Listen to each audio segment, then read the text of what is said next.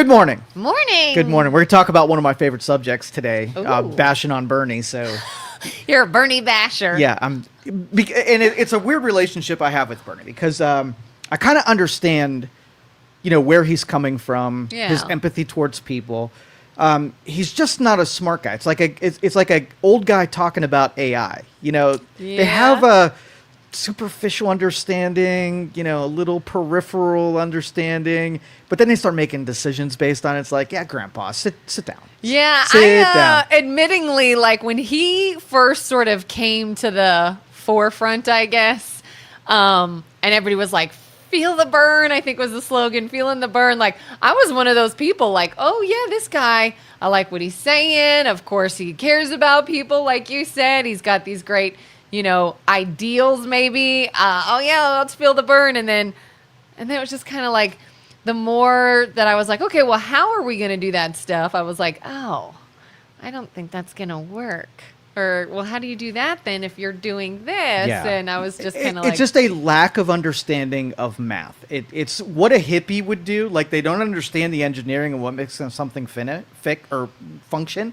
But then they're going to, like, destroy the thing and be like, oh, what that happened? And then all of us get to pay the repercussions for his lack of understanding. And I listen to these people, and it's not, and I don't know how to classify it. It's not stupidity, right? It's just, it's more of like an orthodoxy where, they believe in a faith that it'll just be okay. Just, we'll do it and it'll be just fine. Yeah. And that mysterious magic thing really never happens in the real world. And sometimes the feeling I get when I hear certain people talk, especially if it is in sort of opposition to the other side, like for example, if it's Bernie or AOC or whoever, and they're talking about like Trump and Republicans, it's almost like they just won't accept anything that is not the polar opposite of what the other side wants to do, even if what they say doesn't make sense.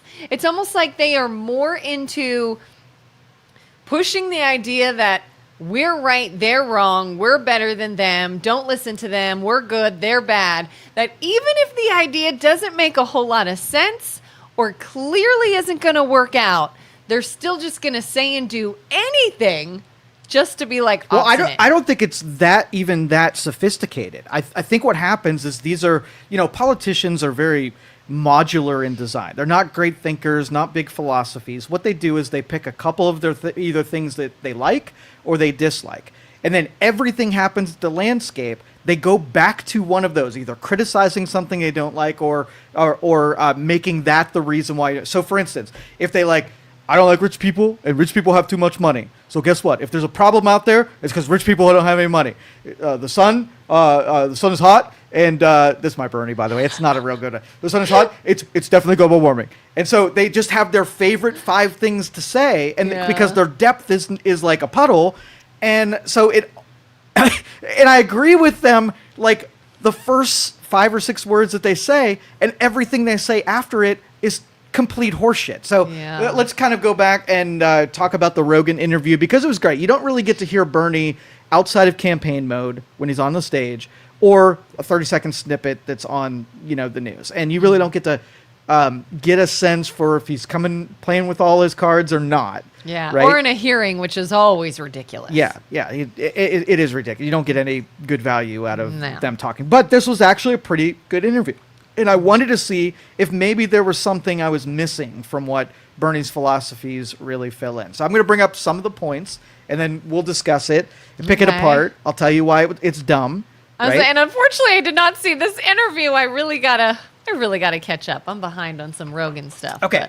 All right. So the first one that I like is universal basic income, and people get really excited about it and its connection with artificial intelligence and the replacement of workers. Right. So rich people have a bunch of money. Consolidated power. So his objection is that you have corporations that have consolidated power, right? So think of it like your local utility companies. There was a building on the block, one guy owned it, provided your utilities, and then a big company comes along, sucks that company up. That company gets bought by a bigger company. And in the end, you have these great big companies that don't even freaking know who you are. You're just a commodity versus Tom down the road and someone you could talk to and can make, can greet you and cares about you and you can care about them.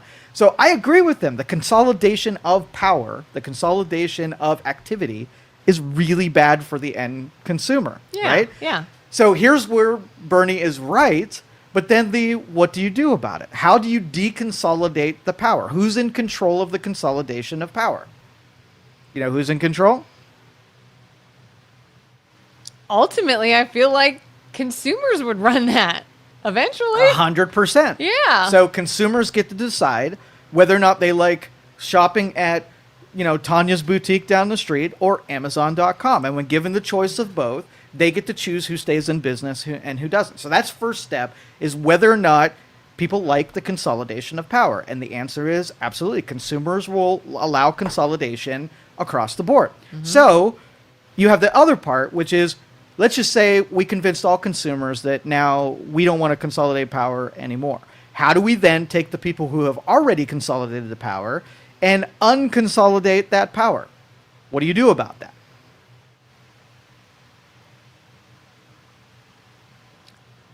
I don't know. Somehow you'd have to get the smaller back and show that there's more of a demand for smaller. Well, we already convinced the consumers. Yeah. Now we were like, okay, we want to buy from Tanya's, but Amazon just, I can't help it. Like they're offering low prices. Can't go to the mom There and aren't pop. very many options. This is more convenient. They have all of the sales. So then we have to look up to somebody to say, do something about that. Yeah. Right?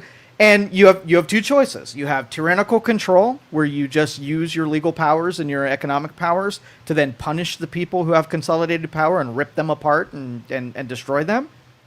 Or you can give subsidization to the people who are not in the control of those and give an advantage, a balancing advantage to the people who are competing against the consolidated powers, right? Mm-hmm. So if you, in your area, you have Armstrong Cable, and sorry to pick on you, Armstrong, you're just being used as an example. And your area had 5,000 people in it, and their minimum is 10,000 people, and they're like, we're not going to run cable to your area. But then the government says, here's what we're going to do. Even though that you don't have enough people to run cable, we'll give you exclusivity. We'll make sure that we won't give permitting to any other cable company, so you can take multiple years to be able to pay back your infrastructure that you're going to spend today, right? And Armstrong's like, okay, well, I can't make money off of the subscribers, but because I have exclusivity, my competition is kept out of this department, right? And now I'm willing to do it because of that special agreement that I have with it. Now you determine how long it takes to take back your infrastructure. Let's just say 5 years of exclusivity. And then another company comes in and says, hey, you know what? I'm Starlink and or I'm fiber optic, and we're going to run some cables, and we're going to hit this same group here. And Armstrong's like, wow, it was really nice to have exclusivity for a little while, but this competition is going to make us lower our prices. Because Armstrong, when they're exclusive, they don't have to compete for price. Is this why I can only get one exclusivity provider? Exclusivity. Yeah, I don't like it. Right. And because somebody has to put the wires and the infrastructure in to make it work, or they have to share, which they're not going to share with each other. So anyway, so now let's just say that didn't happen, and they just have exclusivity, and they're the only game in town. So you have two choices: subsidize competition and allow other people to catch up and participate, or penalize Armstrong for being the exclusive side. What do you pick what do you think is the safest and fairest way to deal with exclusivity? Even if it was granted exclusivity, even if we bought from Amazon just through a series of decisions that we made, we didn't deem them the retailer that we're all going to use. They just became the retailer we use because of the consolidation and what they could offer that smaller companies can't. I mean, first reaction is, then couldn't we cut a break to the smaller companies to give them a fighting chance? Is that what you were saying, basically? Would you subsidize, or would you punish, or would you do a little of both?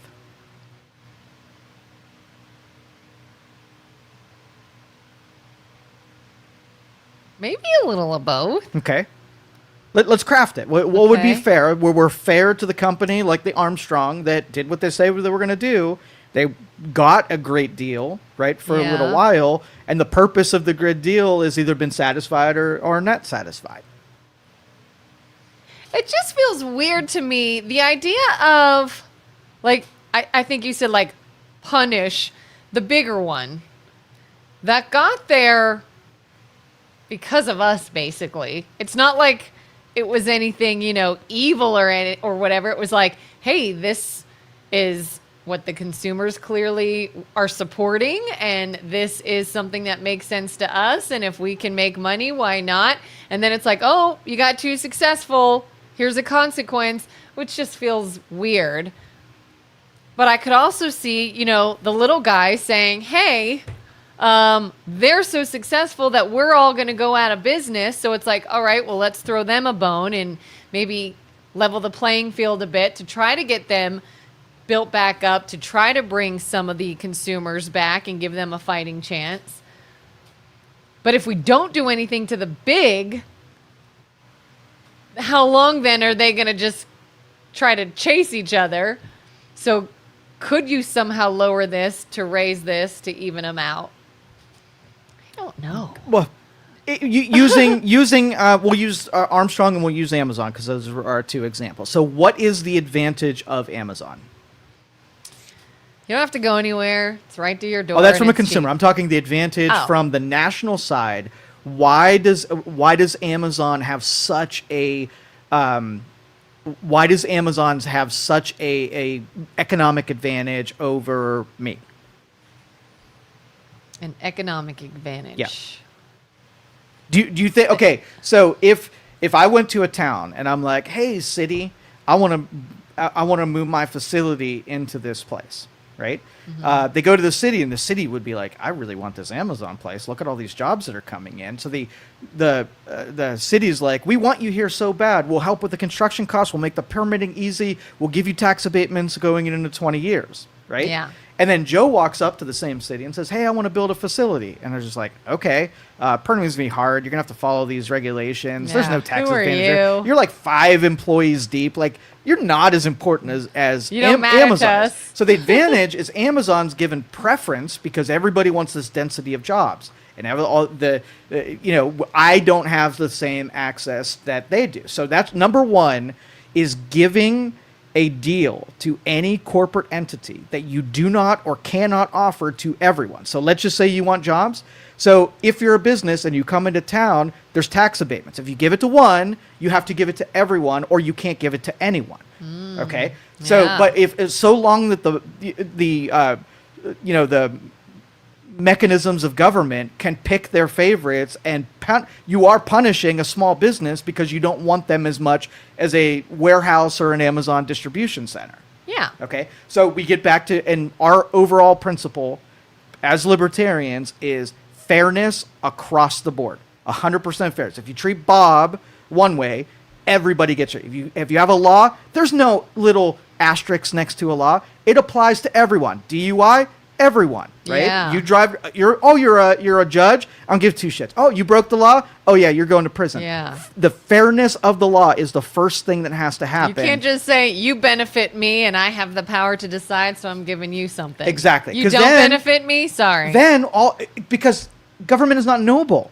They don't know how to just nobly do something for good intentions. They're like, Yeah. how am I getting paid? How am I going to accumulate more power? So you got to defang them so they just don't use their functions to, prosper themselves and penalize small business. So small business is we are abused in the system as just a inconvenience to everyone. Yeah. Oh, you're an entrepreneur? That's cute.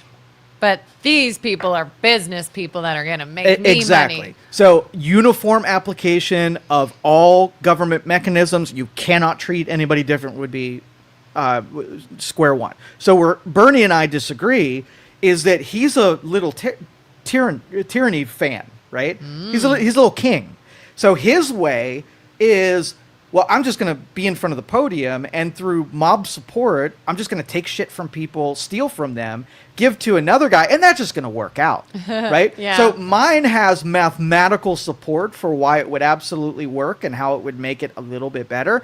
His tyranny means that, if we can all agree that rich dude's the enemy, I could just take a shit and nobody's going to feel bad for him. And I'm sure everybody wants to be treated that way, right? As soon as the government takes aim at you, they can just take your shit. I don't want the government to be able to take anybody's shit. I really don't. Yeah. And to me, it's just so ridiculous that people will have this outcry over this sort of big, powerful, rich entity that only became that because of you.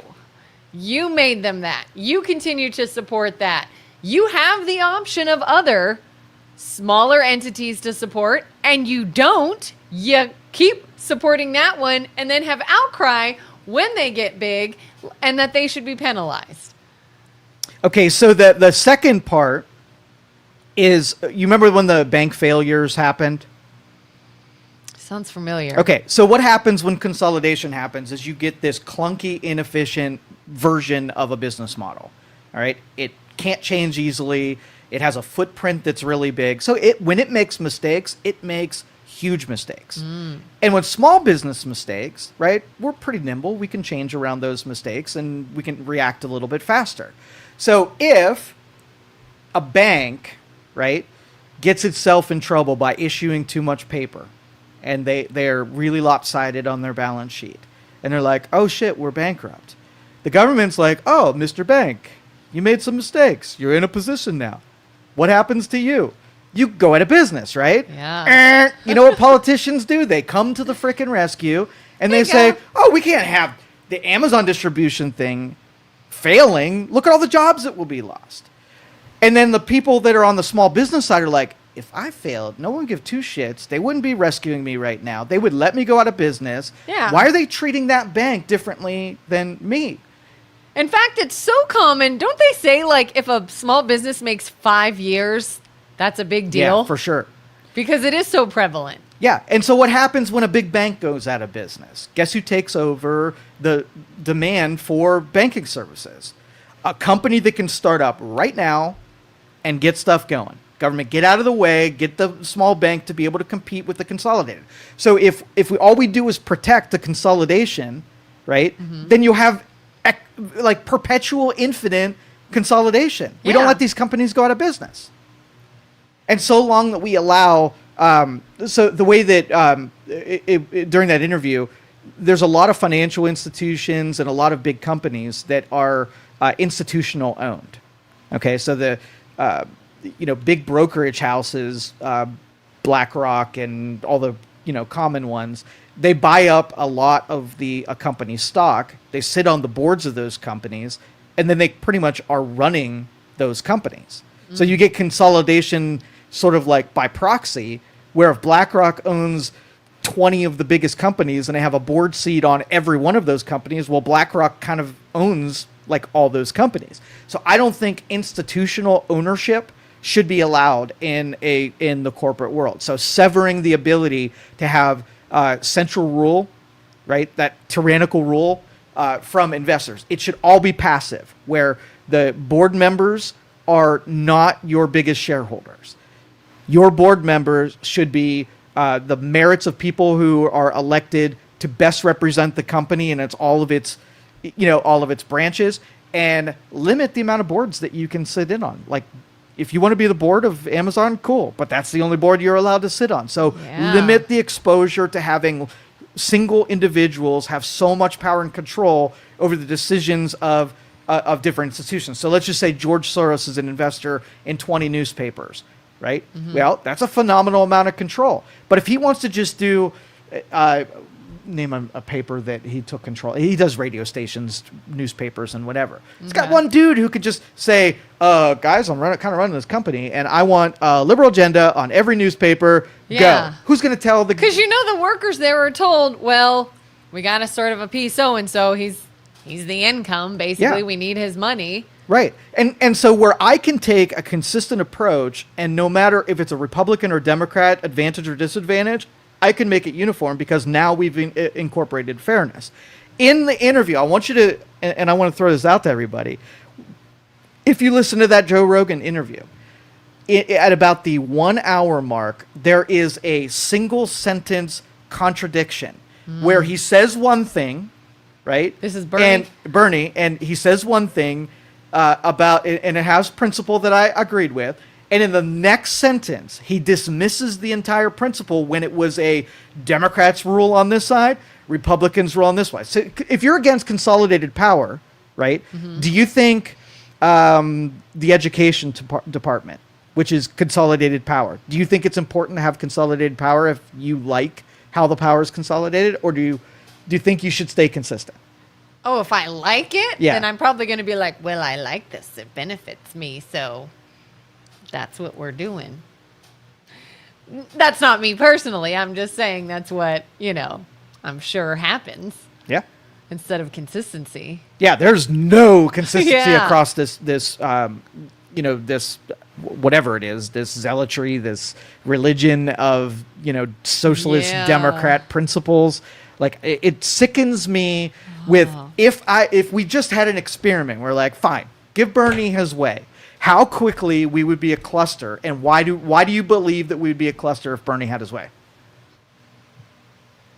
I don't see how anything would ever change or get better. Like it would. I'm assuming, when we were talking about the whole big corporation versus little mom and pop thing, I'm assuming he's just wanting to penalize the big. But then when does the small ever come back into equation? It's just get really big, get penalized. Like the small guy, I feel like is still like, I'm still kind of struggling here. I don't. Well, and even before that, like if you ask Bernie Sanders what makes somebody want to start a business, he would not be able to answer that. Because it's assuming that once you take the incentive off of starting a business, that people are just going to want to do it anyway. So really, whoever's in the game right now is the only people that are going to be in the game. They want to start a business just because that's what they like to do. It's just what they want to do. Yeah, That was my Bernie. Again, like we're starting with today's point in time, and we're taking for granted what made everything happen up to this point. So I'll agree that we effed a lot of things up by allowing that consolidating of power. Well, great. Let's make it disadvantage to the consolidation of power and give advantage to whatever. So now you've at least made it fair. It's not going to get any better and it's not going to get any worse. It's going to go status quo.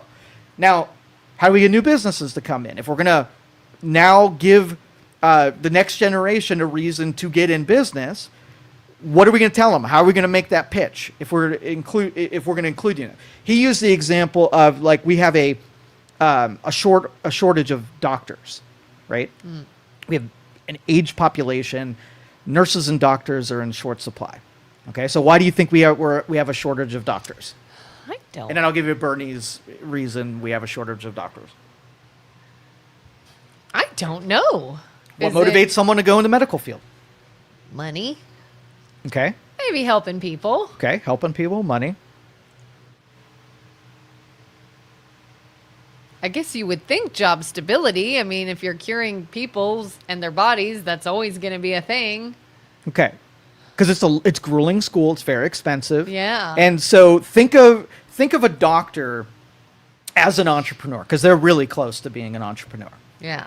And in the beginning of an entrepreneur's career, you take phenomenal risks, like phenomenal. And nobody's around during the phenomenal risks. They usually are catching you on the side of when there's prosperity. I would say, yeah, if it works out. Right? Yeah. So on a farm, you have planting and fertilizing and planning and whatever, and then you have harvesting. There's two sides of this. And so what makes a farmer want to plant a field and do all this freaking hard work, and there's nothing to freaking eat? There's nobody to help you. There's nobody giving you, advantage or encouragement, Yeah. right? It's on you. You're doing it because you're looking into the future and knowing that there's going to be a harvest. It will be, yeah. So I'm going to invite everyone to the bounty, right, who was there during the planting, right? Yeah. But in Bernie's world, there is no harvesting. It's magical. It happens. Like when you take an entrepreneur and say, hey, I want you to do a hard thing for maybe 10 years where you're going to struggle every day of your life. You're going to have nothing but despair and fear and scarcity for maybe the slight possibility that you might have lots of prosperity and be able to change the world and help people and whatever. That's the true pitch. In Bernie's world, it's like what we need with doctors. The reason doctors aren't getting in is because getting education is too expensive. So we're going to make education free. No doctor should have to pay for the education. It needs to be free, right? So, number one. First of all, that was pretty good. That was good. Yeah. That was good. And so, okay, this is like a 5-year-old reverse engineering how you make more doctors. Yeah. Right? Not having the ability to say, okay, well, what'd you do with the risk, right? Is it only doctors are free or just free education? Free education. Because remember, he has if I don't want to be a doctor, do I get free education? But he has a let's make everything free principle. Yeah. So every problem is solved by making it free. Yeah. Right? And then if you're a teacher at that educational establishment, do you get paid still? Because hold on. free. Let's make that. This is reverse engineering. Okay. So if you then make education free, right? Mm-hmm. Are those people, the educators, are they going to be paid really well based on tuition of people paying in, or is the government going to pay for the education? So that's number one jump that he really wants to see that happen. So then who pays the taxes to be able to pay for the education to create the doctors? Yeah. And it's favorite number two, the billionaires. The zillionaires, they have all this money and they're going to pay for the educators.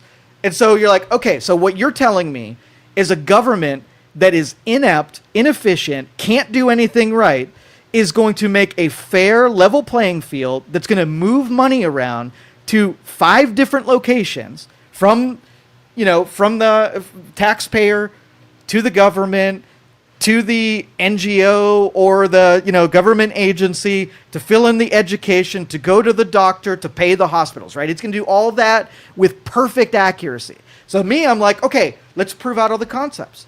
Let's look at our collection methods, our distribution methods, how fraudulent it is, how good we are at all of that process. And then we'll actually put money through that system if we're really good at it. All it would take me 30 seconds to find out, oh yeah, we're not good at any of that stuff. That's a bad answer. Yeah, it's always like, well, this should be free. Well, who's going to pay for that? These people? Well, okay, well then who's going to pay that? These people? Well, then who's going to pay that? These people that are paid by these people that are now not making anything because it's free. Like, it just doesn't. I am no mathematician. I am no economic professor.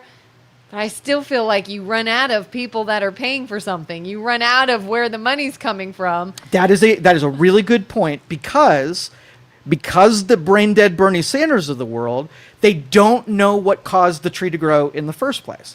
So the acid test for all of this, if I were to take a small village, 20 people, has no economy, no work, and you just take your policy today and do it, does it work? And the answer is absolutely not, right?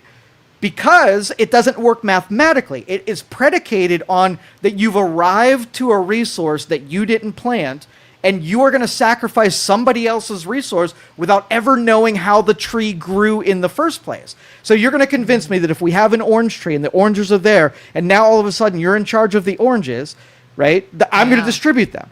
And then you're going to come up to me and say, well, what about when the oranges are gone off of the tree? Then what? They don't know about the harvest. How do you get the next guy to plant a tree knowing you're going to come in and ravage my tree, take possession of it, and give it to somebody else? Am I going to plant a tree? No. You remove the reward side of the risk side. I'm not going in the sun, planting a tree, picturing Bernie Sanders taking all of my oranges. I'd be like, F no. Aren't we then sort of paying doctors twice? Like, I'm going to pay to see you when you're a doctor, but my taxes also paid for your education to become a doctor. Well, why don't I go be a doctor? And then now we have an abundance of doctors? No understanding of what motivates people to do things. The tyrants want to just tell you that you're going to become a doctor because I need you to be a doctor, and you're going to be really happy, even though I told you, I took your free will and your working brain away, because then I'm going to make sure that you don't have to worry about paychecks. I got you on the pay side of things. You just do what I tell you to do. I promise I won't wreck anything. And when I wreck it, it'll be his fault anyway. Right? Yeah. So that is the billionaire's internal fault. workings of people who are bad at math making decisions that have repercussions for other people. And that's what it is, rolling the repercussions of things to other people. So do you think there should be billionaires out there? I feel like someone should have the ability, if they have good ideas and hard work and are able to turn something into something of value and they happen to make a lot of money doing it. What am I going to say? Nope, you're not allowed. Come to America where we cap Well, your Bernie income. thinks that there's a cap where you should pay regular tax rates up to a certain point, and then when he feels that you've made too much, that in the past we have taxed everything over that point at 90%, right? Yeah. And people who are bad at math are going to think that people who make that and have that aren't going to get to the level at 90%, right? Yeah. Or to the level and just not make any more money in that department. Split it off over here, have Cousin Eddie doing the work, get to his cap, and then move it around. Nobody's going to react and adapt to any of those changes, and somehow in his brain he's going to calculate that all the billionaires are just going to keep doing that thing, and look at all this money we're going to be able to bring in from that 90% tax, right? Yeah. It's ridiculous. What he believes is almost a religion that doesn't make any sense. Well, and I knew that something was way off too when there was it the Senate confirmation hearing or some hearing with Linda McMahon, and Bernie was like, "We need to pay our teachers more," and she's like, "Yeah, teachers are very valuable," and he's like, "Would you say that all teachers everywhere should make at least $60,000 a year, no less?" And she's like, "Well, I mean, I have to take a look at it. I have to take a look at where they are." He's like, no, you're saying we got to pay teachers. All teachers everywhere should make no less than $60,000 a year. Wouldn't you agree? And she's like, I mean, where are they living? What's the cost of living there? What are they doing? Like, what is the effectiveness of the teacher? Like, she had all these questions. She's like, I can't just blanket statement that. And he's like, oh, so you're saying teachers should not be paid? You do not think teachers should be paid well? She's like, not at all what I'm saying. I'm saying a lot more goes into that. And he's like, all right, we're done here. We're done. You're saying you don't want to pay teachers a fair wage. And I'm just like, oh my God. Like, you really think that it should just be, I want to make $100,000 a year and you should just give it to me. Just give it to me. But what about, you don't want me to thrive? You don't want me to succeed? Why can't you just give it to me? Well, a lot goes into where the money's coming from, and he just wants, nope, we just want to say we did all this stuff. It's flawed logic. And I wish anybody listening out there that wants to come at me with any of the logic that I might be missing, that maybe there is, emotional appeals aside, if there's actually some math that I'm missing here. Because I don't understand it, and I can point it out a million times, and it feels good because you're just saying that you're going after the person I dislike anyway. It's really tough for the billionaires, and it sounds good to say teachers should be paid more, right? Yeah. But in a business world, in a mathematics world, that doesn't exist. Right. You know what exists? You pay for value on things, right? You have a relationship between $1 and a loaf of bread, right? And if the loaf of bread, if you have $20 and the loaf of bread isn't as valuable as your $20, then you don't buy the bread. So the relationship with value. So should a valuable thing be paid for? Yes. And then if you said, should a teacher be paid more than $60,000? Then I would say, is the value of the teacher greater or less than $60,000? If yes, then yes. If no, then no. Yeah. And even in the healthcare system, I've seen medical professionals that one was like, oh my gosh, they listened, they found me an answer, we got a game plan, it was everything I needed, and I absolutely would come to them again and pay this money. And then I've gone to some where it was like, this medical appointment was a complete and utter waste of time and money. There should be no reason I have to be here. This is dumb. We found no answers. I saw you for 5 minutes, and here's all the money. So it's like, what? When? Zero value. Yes. Zero value. All right. So next topic. the employee-owned companies. Okay, he's a big fan that more companies should be owned by employees. His argument is that that the effort that you put into the company when you know you're part of ownership of it is greater. Which, again, I agree with that. There's a couple that do that. Yeah. Right. So, what is then how entitled are you to the spoils of the company that you didn't build? You just work there. So, for instance, you take a group of 100 people, right? And you're like, we want to own this company. And then we show you a couple of plots of land. You buy the property, you build the foundation, you construct the building, you order the machines, you build the processes, you make your hires. So you were at the planting stage, right? Mm-hmm. Or do you want to bypass the whole planting stage and just get like a full order book and the machines are already there and the risk was already taken and I just buy into a successful company? This must be what a company is. You just are here, right? Yeah. And so those are easy when employees like buy the company that's already established. But what do they owe back to the person that planted the field when they're looking up like, I was doing the hard stuff to get to that phase, and you watched a bunch of people just take the oranges at the last minute, and I'm not going to do that shit again if all you do is turn over ownership to people who think that they're entitled to the fruit, but they don't want to be entitled to anything that came before the fruit. Yeah, there's a company down south, I think. It gives the employees the option to own a portion after so many whatever. It's like after so many years, after so many levels of work, after whatever, then now congratulations, you've been here so long, you've put in so much time and effort. Here's your ability to become now own a portion of this or something. Would you agree with that? Hell no. No? No. Okay. All right, so we deal with companies that in Youngstown we have an economy that does dips and peaks and dives a lot, right? And so, you know who struggles the most with that are multi-generational companies. They hand it over to their son hands it over to their son, and whatever. Well, the original dude built the thing, right? So when you take a dive and things look bleak, they know how to rebuild it again because they built it the first time. The second generation has no fucking clue how to put the thing together. So when it dives, they just bail. Like, they don't know what to do. So if you have companies that are... If you had a straight line where a company just does good forever, then yes, you can have employee ownership because then it's just managing what's already been established. But That's what this one seems like. You have one rocky deal, and everybody's looking at each other like, "What do we do? I don't know how to plant this stuff. Like, how do we get customers? How do we expand? How do we do capital improvements?" Like, they're clueless because they didn't put the sweat equity in to build it the first time. So they're clueless how if they had to do it again. They couldn't do it because they weren't there. So would you say maybe the option to become part owner comes from maybe not even so much how long they're there, but how they're involved? You know, like if you're, I think the organization I'm thinking of down south is a chicken plant. If you're working in the actual plant slicing chicken on a conveyor belt, you're probably dealing with different responsibilities that an admin is that's in the office outside of the plant. Just different set of responsibilities. So would you say one maybe is on a track to ownership and the other is not? Or anybody can be based on how long you've been there?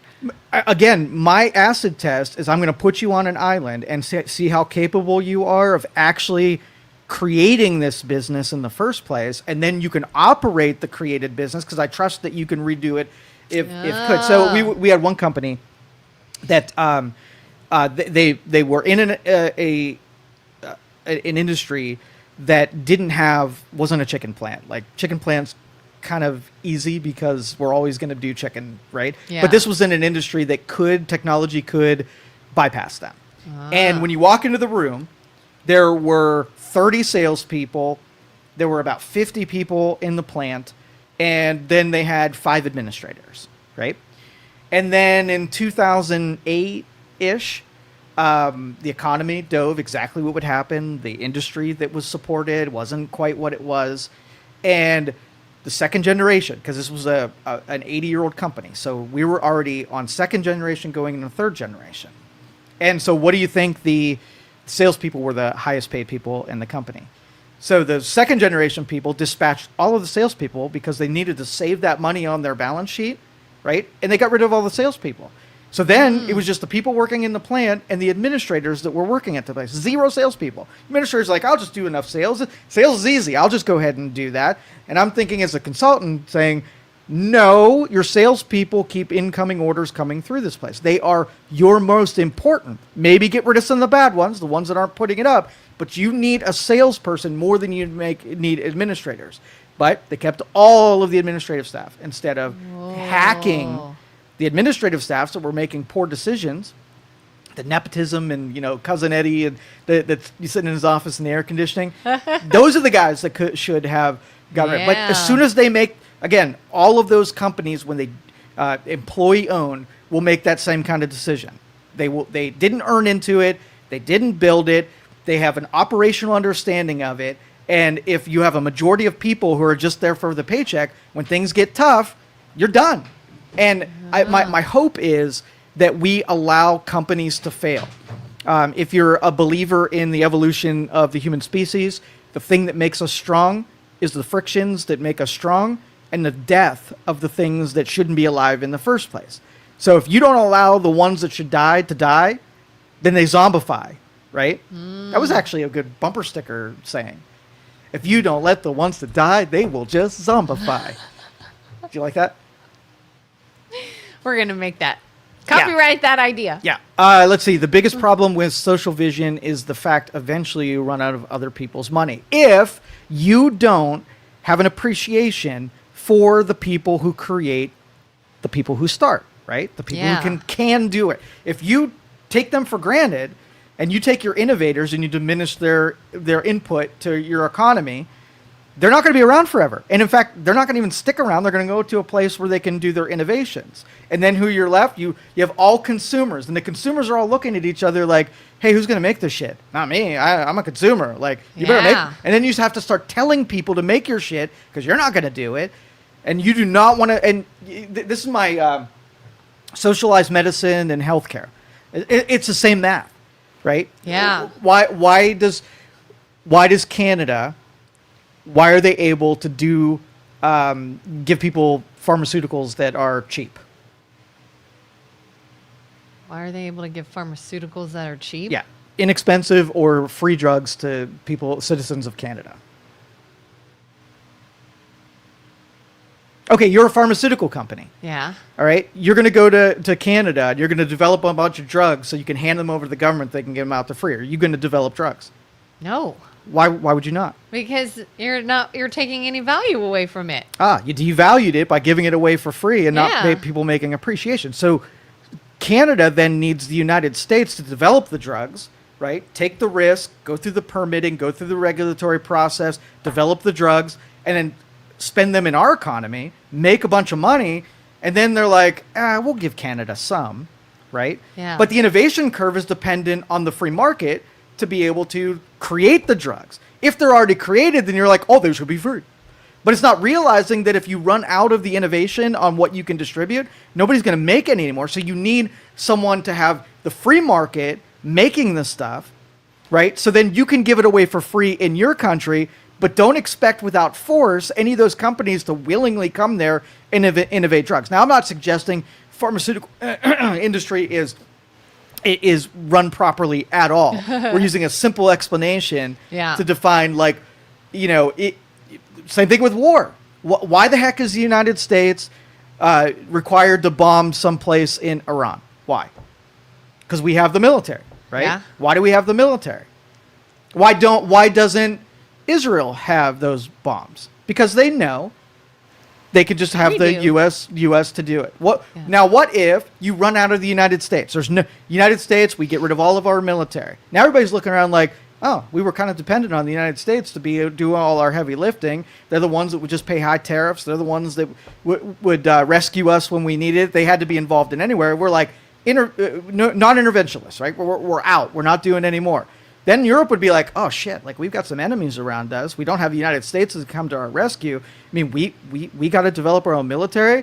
But what about our socialized medicine? Oh, we can't do socialized medicine because nobody's developing drugs from it anymore. So it's the third generational people that have no idea how to build it in the first place, making all these decisions on once the innovations they think are done, and then realizing we don't have no more orange trees to scalp the oranges from. Why isn't anybody developing drugs, right? Yeah. Why isn't anybody making military bombs and, training special forces?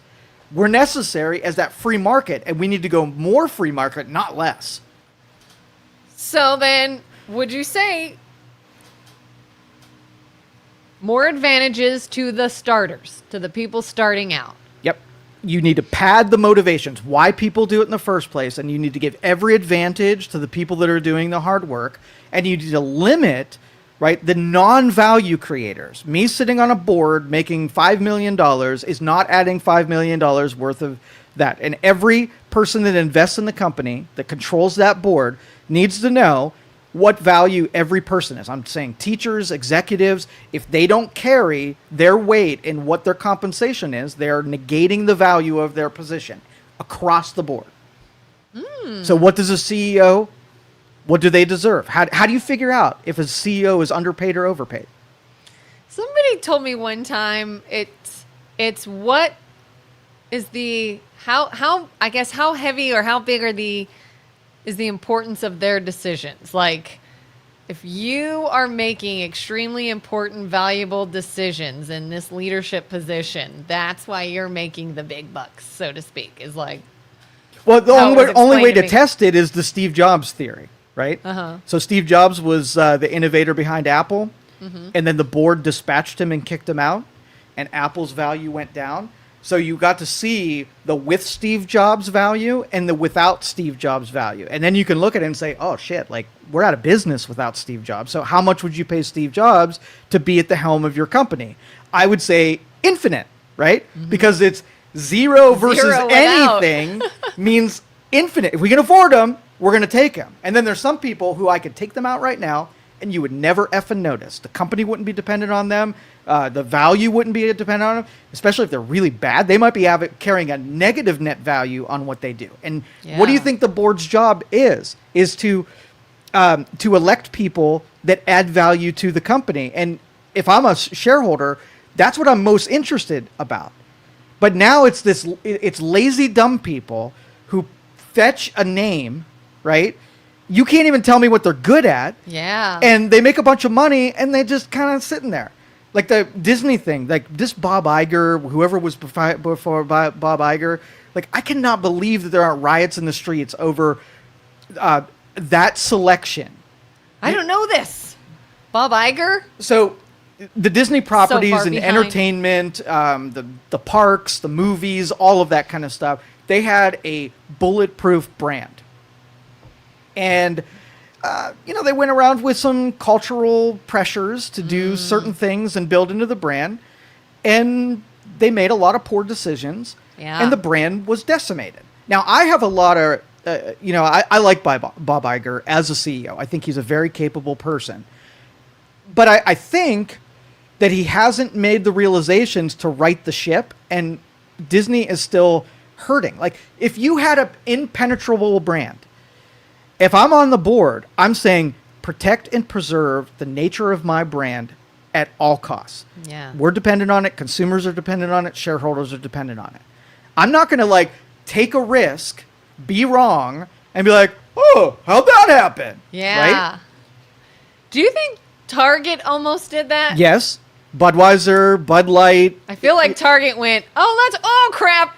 They reined that right back. Yeah. I feel like. Yeah, and that is these social risks. You got these activists that get in a CEO position, right? These hippies, and they're Yeah. like, I'm going to wield this brand around and put everybody at risk. But guess what? The risk falls on the investors and consumers, not on the person making the decision. So when it's almost like the same entrepreneur thing. When you're an entrepreneur, you make all the decisions, but guess what? You get all of the downside. Yeah. If you're a worker or a regular person, you want all the upside, You don't want any of the risk and downside. So those are not your creators out there. Those are your consumers. Yeah. And so like, when I look at compensations, like if Bernie said some CEOs, or no, he's going to say CEOs make too much money. I'm going to say, well, probably not. Yeah. There's some high value ones that should, but do I think CEOs as a category, there are a lot of people that are overpaid and way less valuable than they're paying? Absolutely. So what's our decision? My decision would be boards need to take their responsibilities seriously and cut out the valueless or net losses on their board seats and get rid of the CEOs and the executives before the salespeople, right? Yeah. Just like in my example from before. If not, then corporations that Like, if not, what are you the executive of? exactly the executive third generational dumbbells Yeah. that really are overvalued. It's a good and thing we're overpaid. all sitting here feeling important when we don't even have a company to run anymore. Because then all the socialists are going to do is use the really bad actors that got put in those positions because they're activists as the corporate template. And it's not the case. You want to take real innovators, the Elon Musks, the John McAfee's, the people who invented industries altogether. Yeah. Those know how they were there when it was nothing and they made it into something. Even Bill Gates, I don't give him a lot of credit, but he forged it, right? He forged it from nothing to make it something. Now, if somebody bought Microsoft in flow, I wouldn't have as much respect for them because I know if it were a nothing software company, they couldn't make it. But right now we subsidize pseudo innovation, right? The process of innovation. Pseudo-innovation. Yeah. Ah. Yeah. So these are innovation squatters, right? So Okay. what they do, instead of me, like if I made a product and I took it from design, I took it prototype, I did distribution, I did marketing, I did the, making the warehousing and automating and hire my salespeople, full respect for that process. If I'm like, I've got a really good idea and I don't know how to do anything, I'm going to write down the design idea. I'm going to get it patented, and then I'm going to sell my design to somebody else and let someone else who's good at it, produce the product, right? That's pseudo innovation because part of the entrepreneur, the risk, there's no risk in that. You made the design, you put a couple $100 in for a couple $1,000 in for a patent, and you just offloaded it as a commodity. That's not someone who I think would be capable of feeding the innovations into our system when all you did was a drawing and a draft. There's so much friction that goes into making good products and services. You almost have to go through the whole process as an innovator to have a really good handle on what it is that you're even doing. This kind of sort of makes me think of the military. I never really understood why. So in the military, there's like two tracks. The NCOs and the non-commissioned officers and the commissioned officers. So like you have your officers obviously follow this sort of classroom education-based track that they are less out in the field, more in a classroom learning about tactics and different things. And then they are the bosses of the other track that is out in the field, doing the work, carrying everything through that they're learning about. And I never understood that. I said, how is it the people doing it, involved in it, experiencing it, are under the people that went to a classroom and said, well, yeah, but we learned about it in class and we were told about it. And so now we're going to tell you how to do it. And they're like, but we literally just did it. Would you not listen to? And I used to ask my husband this, and I said, I don't understand that logic. And he would just say, well, hopefully you get a good officer that realizes you have the experience and they take your input and they listen to your So input. would you trust one of those brass wearing nice, commissioned officers that went through basic training and they served their time and they did their tours and they went through all of the experiences of a soldier and achieved that level by going through the shit? Yeah. For sure. Yeah. And so how many of the military never had to serve on the bottom tier? And it's like you're making decisions on behalf of experiences that you don't physically have? Yeah. I don't get it. Like, and you can't cross to the, I mean, I guess you could cross to the other, but it's like the NCOs and the people in it and working out in the field, so to speak, they can reach a certain level in that end. But these people reach a higher level on this track that is still over that, having never done that. And I'm just like, I don't understand that logic. I just don't get it. So do you think every CEO should have the entrepreneur in the origin? Building companies should be executives. I feel like, yeah. I think I'm right there with you. I feel like you need to like work up to something. Do you think that politicians that vote and craft law that has to do with payrolls and taxes should have had to author payroll and taxes at some point in their life? Probably. Right? I mean, I had a really good friend of mine when we were younger. Always used to say, you want to own a business. I want to own a business. I want to own a business. I want to run a business. And I said, okay. Well, let's start with this. Have you ever held a managerial position? No. And I said, okay. Have you ever had any responsibility other than like ground level of something? No. And I said, so you want to go from crawling to sprinting is what you're telling me. You want the oranges. The oranges are good. It really does. Yeah. I want to have the oranges, but the 6 months of nurturing the tree is part of the oranges, right? Yeah. If you don't want this part isn't for you. You're just a consumer. Being a consumer is a luxury. You don't have to be invested or involved in the purchase. You just have to trade value for something. Maybe I'm an engineer over here, and you're an orange person over there. I use my engineering to put equipment together so that you can do your farming, and then you actually make the oranges. So when we go to trade, I give you a fair rate for whatever it is that you're trading me, and we're both happy. I did my part, you did your part. We're both happy to do that transaction time and again. Right? Mm-hmm. I don't have to be an orange farmer to appreciate your ability to farm oranges, and you don't have to be an engineer to appreciate that my engineering prowess is what made you, wealthier because you can sell more oranges.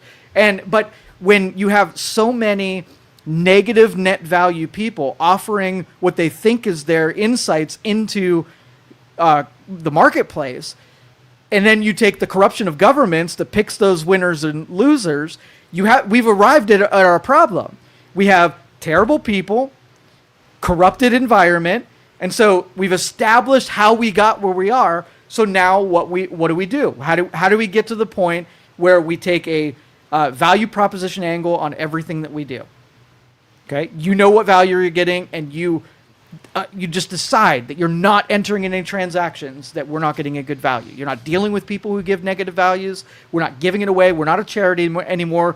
We are just giving we're gonna drop bombs on that target for you, and that's gonna cost you $526 billion. The invoice is in the mail. You pay the invoice, we drop the bombs for you. Now we have a good transaction. Now you got to consider whether or not it's important enough to you, right, to write the check to pay for the value of what you're being asked to do from you.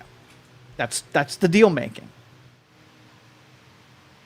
But there's always this manipulation of like, well, you're not just doing it for me. You're doing it because you could be in harm's way too. So do it for you, and it'll benefit me. But that's not math. That's the Bernie Sanders, where it'll just be okay. If we do really dumb things that don't make transactional sense, in the end, it will just all work out. And then I look at it and say... But you went at it at an emotional appeal. You went an emotional appeal. You did something that made you feel good, and you broke an entire system that you don't have a way of fixing because you inherited where we're at. So let's just say we live in a civilized world where people aren't murdering each other, there's no killing, whatever. So we inherited a world that was crafted by religious people, Christians, Jewish people who respected life, and we didn't like the medieval times where people just went around killing each other because they wanted to. The Dark Ages were dark for a reason, right? Yeah. And so we inherited that today, and we're like, oh, okay, things are pretty good. We're not killing each other. But if you don't know what it took to get to the point where we weren't murderous, then you're very likely to trade back all of the things that got you in the murderous predicament. And we're like, oh, we don't need this freaking religion. We'll just come to moral conclusions. And we're like, oh, why is everybody murdering each other? Why nobody's fearing God? Like history will repeat itself right. if you don't learn. Because the second and third generation don't know what it was like to plant the field. They just thought the oranges produced themselves. So they make decisions as if oranges are always going to be there. Why do I keep referring to this oranges thing? It became synonymous. summertime with the oranges consumers. and- But anyway, yeah. that again, that's the true math, and all of this is achievable, but at the same time, it's not. Without tyranny. This might be kind of a dumb question and only loosely related, but I keep thinking like, isn't that kind of what we all do with the stock market? Is we buy into something that is already doing well or not doing well in the hopes of sort of benefiting from it, owning a portion of it, really not having done anything to get it there. I mean, I know it's different, but Well, the stock market is a useful tool for extreme growth in business. So think of the stock market as a bank, right? Mm-hmm. So if I had this company and I issued 100 shares, I would own all the shares and I would sell some to you. You would give me money for those shares. You would be entitled to a portion of the growth that whatever you gave the money. Well, if I'm good at my job, I take the money that you gave me and expand my company. Well, I expanded the company, so your shares are worth more, right? And so if I need more money, I sell some more of my shares, you give me some more money. So it's more like a fluid bank of expansion. Companies then buy back stock after they've grown, so that in the future, when they're ready for growth, can reissue those shares back to the marketplace, raise some more capital to do some more growth and expansion. That's the system of the stock market. From a consumer standpoint, it's a different thing. You buy into a really small portion of a company. It appreciates in value, like that suggests. But it's kind of like you lose the grasp of the reason you're doing that is because you trust the people that are going to grow the company, and then it grows, and then you benefit from that company's growth. it's like it's gambling. It's not really gambling. It feels like legal gambling. It Nah. feels like, I mean, it is- I'm going to put my money in here and hope you do well. But that's the entrepreneurial risk. You are taking a risk. Now, if you own stocks and you didn't know the company, you didn't know the product, and you didn't know the executive team, that would be a gamble. But Yeah. you're buying in the fact that if I gave this dude $100, is he going to push it through a machine that then buys more equipment, hires more people, and makes more money? It's not really a gamble when you're investing in a person. You're hoping your So you're- investment affects something that then Not affects hope. your Hope. No. real return. If you know that a company uses that money to do growth and expansion, then it's almost a mathematical certainty that that you're like, thing I'm will grow. investing, then you'll do well, and then you make me money because I Yeah, invested. but if you put it in the analogy with the entrepreneurs, you take a risk when you plant a seed that the tree doesn't grow. Right? It's not a sure thing that you put it in. You do a lot of things that make it likely that you're going to have oranges, but you took the risk and made an investment, did the work to make the tree grow. Right? So Yeah. you don't know when you put money in the stock market whether or not that money is going to get into the company and they're going to put it in cash and not do anything with it and not grow the company. That's the same kind of passive risk. But the disconnection is consumers want a sure thing. They want to show up. They want to get paid with 100% certainty. They want to make an investment, get paid with certainty. So there's no risk in the consumer era because nobody's willing to do something with the gamble of it not having some kind of payoff. Entrepreneurs make those risks so long that when it does pay off, it's big enough that it makes it worthwhile to take the risk in the first place. And when you socialize things, you remove the risk and reward relationship because you've made everything a sure thing. And it's like, the way that these things came to fruition were from people taking risks.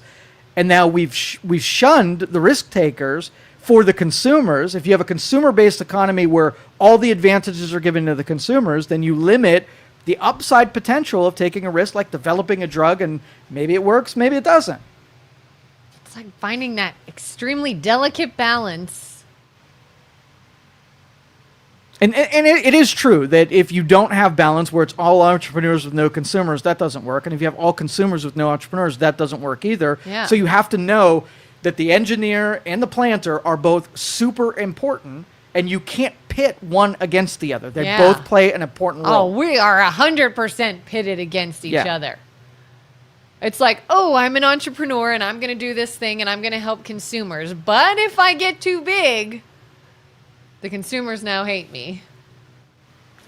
Again, we're on the precipice for that relationship breaking down, and when there's nobody else willing to make the next generation of things, then we're going to be clamoring like, why is there no doctors, right? Yeah.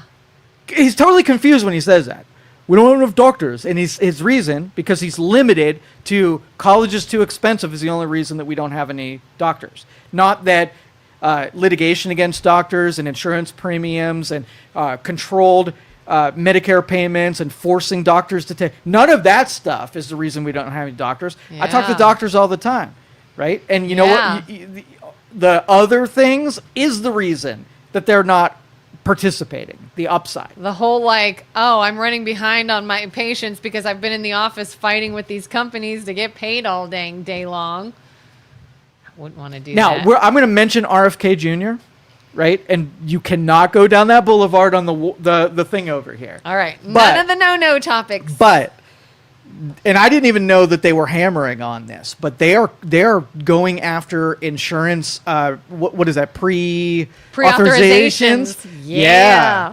Okay, so that's someone who's taking the construct of where the most cost is coming from.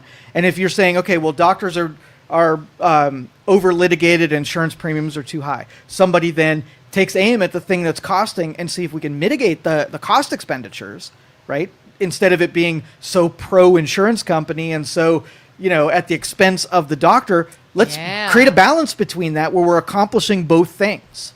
Yeah. But that's important. Are we allowed to talk about insurance? That's not one of the no. No, we're allowed to talk insurance. just Just can't- not what insurance does. Yeah. Just like more and more I hate the idea of insurance. And like since we've been talking about this idea of like, why don't you just treat the healthcare like a business and you pay for services, would make so much more sense. Like Out of pocket. yes. Like for example, recently, if there was a specialist I wanted to go see. Oh, you know about this issue I'm having. I want to come see you about it and talk about it, whatever. And then the specialist says, oh, okay, but you have to have a doctor's referral. I do? Yes, you have to. And insurance. Fine. Now I go pay for a doctor's referral to discuss a topic that the doctor knows nothing about and says, go talk to the specialist about it. Right? I'm trying to, but it's required that I come see you first so that then you say, yeah, go see the specialist. Thanks. Thanks for that time and money. Totally wasted. And then you go to the specialist and then your insurance is like, oh, but we don't pay for specialists. You have to pay out of pocket anyways. Well, why did I have to just go pay this person for absolutely no reason and then come back here and you're not helping me anyways? Why can't I just say, if I'm paying for it, let me go where I want to go and just pay that? There's a group of doctors that opted out of the scams of insurance and Medicare and Medicaid, and they do not accept any of that. They are cash. You go in Yeah. there, you need something, you see a person that went to college, they figure out what they need to charge you per hour, and you pay them the amount that they give you in services. You don't pay on months that you don't use them, and you don't have to, overpay. You pay just for what you get. And that is a true marketplace. We've killed what insurance even means in this country. What is insurance? Give me your definition of what is insurance. What is insurance? Yes. Insurance is that I feel as though if my money is going to something, I'm going to get something for it. Like, this is my insurance, as though I may not need it now. I might need it later. I'm going to pay into it now. And then later when I need it, it's there for me. Incorrect. Let me give you the definition of It's insurance. what I want it to be. So here's the deal. You and I are going to go out there and we're going to have it set up a lemonade stand. yeah. Okay. We can't control the weather. So I need to ensure that we're going to have enough money to do the lemonade stand. So it cost me $500 to set up my lemonade stand in labor, materials, opportunity of going out in the parking lot. And then I'm like, well, what if it rains? There's a situation that if it rains, then my $500 is gone. So I'm going to go to a company and say, hey, can you insure me against rain? And they're going to say, here's the deal. Give me your date, give me what you're doing, give me your setup, give me all of the stuff around you, right? We're going to look at weather patterns. We're going to look at the almanac, and we're going to say, I'm going to arrive at a percentage chance it's going to rain. It's going to be 9%. Now, if I take 10 companies that want to insure against, and they all give me money, 9% of the time on the actuary table, it's going to rain. So I'm going to have a payout that equals $500 to 9% of the people that show up. right? Or 9 people that have the insurance. So the insurance company then covers everybody, all 10 of us, right? And 9% of the 10 of us are going to have a rainout day.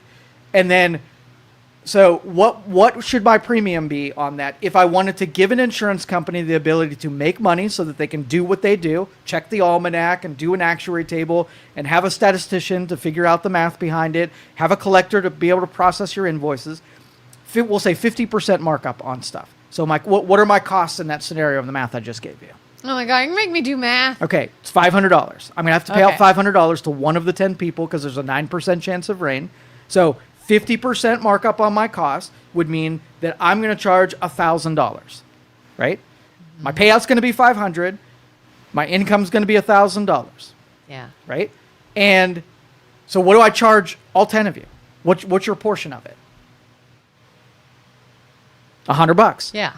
Right? So I'm charging $100 to each one of the 10 lemonade stand people, knowing that I'm going to have a $500 payout. $500 is going to my operations, and now we just insured against something.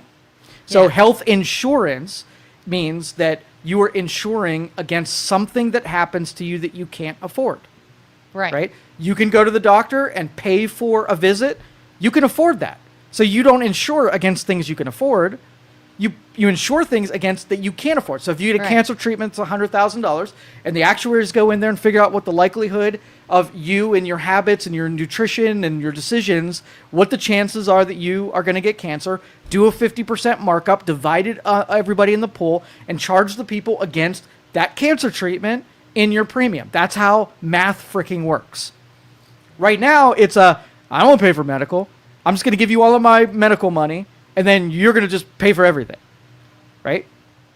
And then we allowed, because it's not a value proposition, now you don't care what people are charging. So what did an insurance company do? They're not doing a 50% markup on what they charge. They want hundreds of percent of markup. Why? Because consumers aren't even looking at them. They're making the doctors argue with the insurance companies, and the doctors just want to get paid too. It's only when you piss off the consumers because it's too expensive, and you piss off the doctors because it's too expensive, the insurance companies have to say, oh, there's nobody protecting us now. People are going to stop paying for us, and then Bernie Sanders comes along like, no, we're going to protect you, insurance companies. We're going to make sure nobody gets any money. Instead of just fixing the math and saying, let's just insure against things people can't afford, limit the amount that insurance companies have a reasonable amount that they can charge the people who are paying the premiums, and make it so that it's not the doctor's responsibility to dick around with insurance companies. Who should be dicking around with insurance companies? The people who are paying for things. If I want insurance company have to be easy to freaking deal with. You're not going to offload your responsibility to me, right? Yeah. If I want to be covered, I got to do some things as a portion of the investment of me being insured. And why do we have to have it? Because we offloaded, we consolidated the power out to people that weren't under your control. We gave that responsibility to somebody else, and we took all of our oversight away from it. Let's just say, we'll use the bread example. Okay. You go to the grocery store, you give your money to the grocery store, and they give you bread. Every transaction, you can see if it was a good deal or a bad deal and whether or not you wanted to do it anymore. So I'm like, I'm the socialist sales pitcher, right? So I'm like, hey, go and get in bread. That is just, it's too hard, right? It's very inconvenient for you. Let's make it so that bread just gets delivered to your door. And you're like, oh, that's pretty tempting that you're going to take, I don't have to go to the grocery store to me. That's really convenient. But now, like, I'm just going to have you give me the money that you were spending on bread. Now you're disconnected from the transaction. You don't know if the bread's expensive or not because you're giving all the money to me. All I have to do is make sure you're getting bread delivered to your door. But every month I'm like, hey, I want to let you know my costs have gone up a little bit. I'm going to have to charge you a little bit more for bread. And now your rates go up, right? You're still just getting the same bread. I'm like, and you're like, well, what about the whole mathematics is changing? Why is it getting more expensive? Oh, I got to hire more people, and I got to have delivery. Gas is super expensive. Regulatory environment, it's just expensive. When you compare, if you bought it yourself to what it takes to be delivered, there's going to be a day you're like, bread's like $50 right now. And I do not believe that bread should cost $50. Either I can just go back to buying bread myself and get my relationship with the bread dealers. But hold up, right? since everybody did this, now the grocery store doesn't even deal with customers directly. They push it all through the bread dealers. They even give wholesale rates to make it convenient for them. And now through this whole network of things, nobody's controlling the transactions for bread. Now nobody can make a decision why it's more expensive, because it's this complicated yarn cluster that nobody has any controls over. We consolidate it and push power to other people to make decisions on our behalf, and they're terrible at making decisions. The only response to that is go do it yourself, get personally invested into it, find out what the real value is on things, and cut those people out of it because they're terrible at their jobs. Solving the world's problems one at a time. All right, Jerry says, what about seeing a specialist, but insurance telling you need 20 sessions of physical therapy before will allow an MRI, and then can get surgery when specialists feel surgery is the only fix? Yeah, if you need bread, you're also going to have to get peanut butter and jelly because they are along with it. So in order to get your bread, which you really want, I'm going to leverage you to buy all these other things. Like if you want to take an engineering class, right? Yeah. You've got to take the lesbian dance theory, and you've got to take pottery, and you've got to take Irish bagpiping, right, along with it. Because once they have the control, they can force other sales on you that are related, because it's a money-making operation. It's not what you really need. Oh, yeah. My biggest example of another reason they're just evil is like when I was pregnant years ago, I was one of those like miserable pregnant people that was just 24/7 nauseated and sick all the time. And so I ended up taking the drug Zofran with my first pregnancy to help try to ease some nausea. Well, luckily, baby was okay, but all these studies came out. Pregnant women should never take Zofran. Zofran can be very detrimental to pregnancy, birth defects, yada, yada, yada. And I was like, oh, that's not good. So I get pregnant again with the sickness and the nausea. And my doctor's office is like, all right, no Zofran, a lot of new studies. We're not doing that. There is a much safer drug you can do. What does the insurance company say? We'll cover that safer drug, but first you have to go on Zofran. And I'm like, but the drug that they just said is bad and pregnant women shouldn't take it and can cause birth defects. Well, show us that doesn't work for you. And if you take it and you still feel sick, then we'll cover the safer drug. And I'm like, what? I did take it. It is bad for me. Where's my safer drug? And it got to the point where the doctor's office was like, we got free samples. We'll hook you up like to get you through. And I'm just like, what kind of an evil bastard is like, no, you still have to do that then. All right. Those symptoms are okay. So we said that large corporations that have ownership groups, whatever, they create these protocols that don't make any sense whatsoever. They just exist on paper because they're not connected with a transaction that makes any sense. Small companies, small enterprises are nimble. You can talk to them.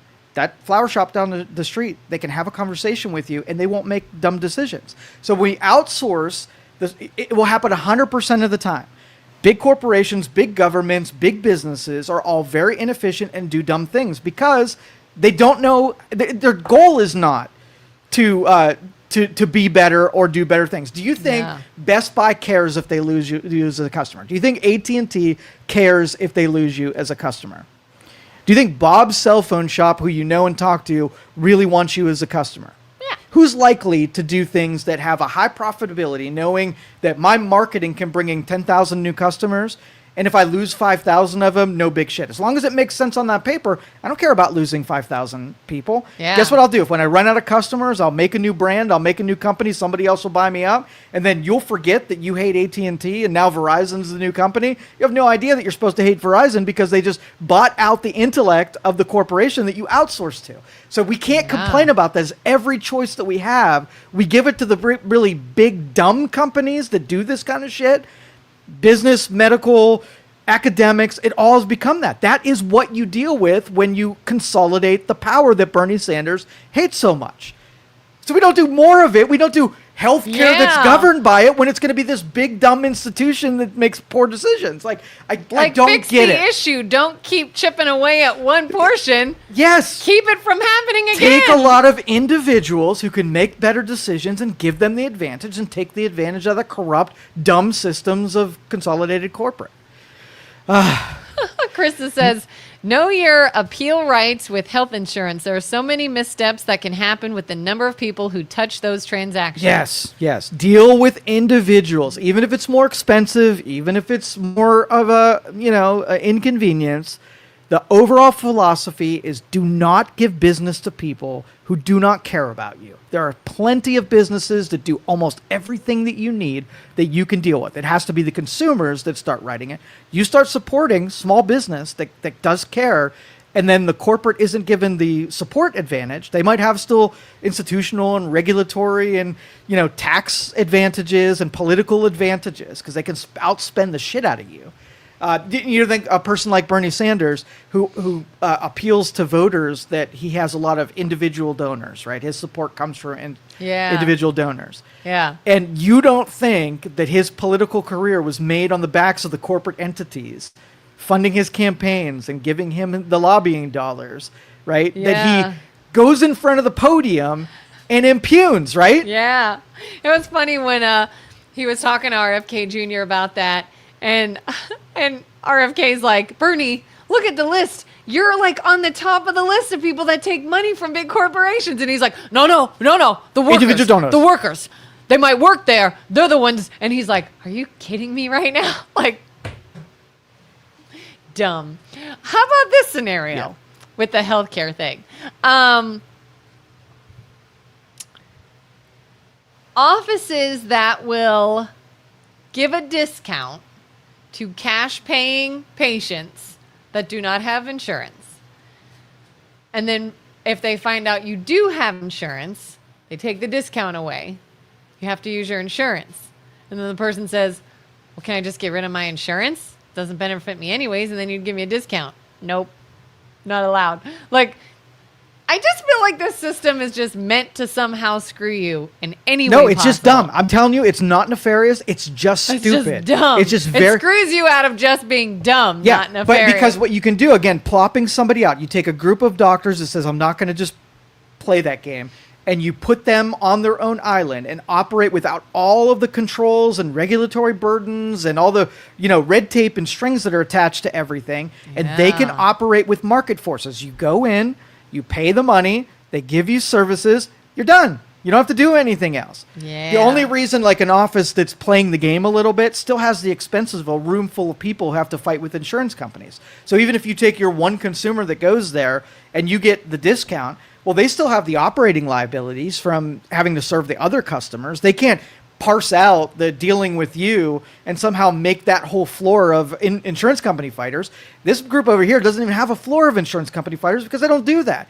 All of that cost that they don't have to put up there is saved, and they're able to offer the true service transaction directly to the consumer. So, okay, I'm thinking out loud. Yeah. So hopefully this doesn't not make sense.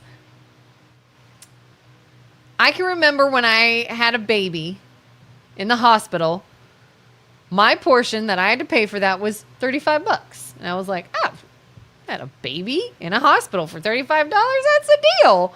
All right, this must be good insurance.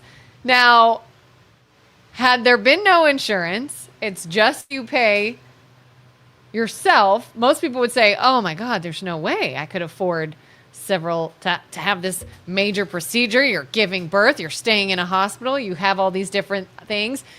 There's no way someone could afford that. But would you say then, if it were this world of no insurance you pay, the cost of that would be lower? Or do you still think it would be really high and people would be like, how the heck do I do that? Well, the doctors that are modeling what true market costs are, right? If you're dealing with them, and let's just say you took your true insurance premium, okay? What gets taken out of your check and what your employer pays for, and you just stuck that in an account.